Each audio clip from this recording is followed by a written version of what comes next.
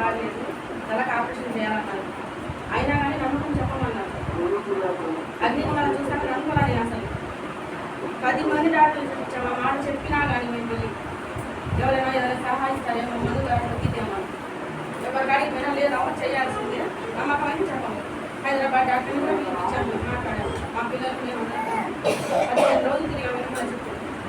అయినా కానీ తగ్గదు, అందరికీ ఇంకా తగ్గదు, ఇంక చేయాల్సిందే నమ్మకం అయితే ఎవ్వరు మేము చెప్పమంటున్నారు అని చెప్పి సరేలే ఏదైతే అయింది చాలా మీటింగ్స్ అయిపోయింది రాకపోదామని ఆయాము. భార్య అన్నాడు లేదు చేయించుకోదాం పోయాను. కాదు మీటింగ్ అయిపోయింది రాకండి, చాలా మీటింగ్స్ పోయాను. ప్రార్థన చూసుకున్నాను, అమ్మకి బాగా ఇచ్చారు తీసుకుంది. మన మీటింగ్లో నేను పని ప్రార్థన చేశాను, దేవుడు అమ్మ ఆశించాడు. ఇంకా సోమవారం పోదామనుకుని మేము బయలుదేరాం. నేను అందరూ కలిసి అందరూ కలిసి ఇంకా పోతే ఇంకా ఆ రోజు కుదరలా. 2 సార్లు వెనక్కి వచ్చింది. అందరూ అన్నారు నాటి టీచర్లందరూ ఏమో లేదు దేవుడు నీకు ఏదైనా కార్యం చేస్తాడని తర్వాత మాట్లాడాలని. మళ్ళీ మంగళవారం రోజు ఎవరితో మాట్లాడుతాను కొంచెం నేను పిల్లల్ని కూడా తీసుకోవడని అది నాకు నమ్మకం లేదు కదా. అన్నీ అన్నీ రెడీ చేసుకొని పోయాయి.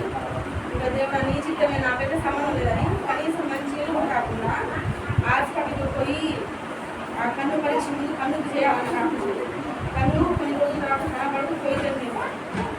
అయినా సరిపోదాం ధైర్యంగా పోయాను. పోయి అన్ని స్కానింగ్ అన్నీ తీసిన తర్వాత 2 నెలలు టైం ఇచ్చింది.